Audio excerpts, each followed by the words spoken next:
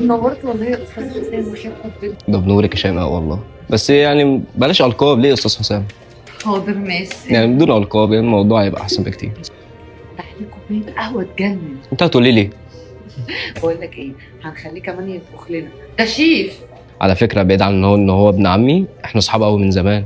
ايه ده بجد؟ اه طبعا. بس كنت عايز اسالك سؤال.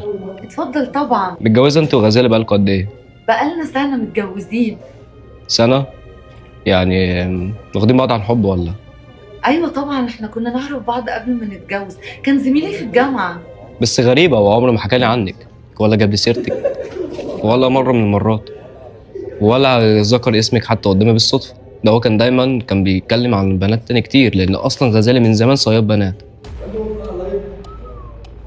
ايه الكلام اللي انت بتقوله ده يا استاذ حسام؟ لا ما قلنا استاذ حسام ايه بقى، شلنا الالقاب خلاص. غريبة، مع اننا فضلنا نعرف بعض فترة كبيرة، وبعدها جه قعد مع بابا وخطبني واتجوزنا زي ما انت شايف. وبعدين انتوا بتقولوا ان انتوا كنتوا قريبين، المفروض كان يحكي لك عني.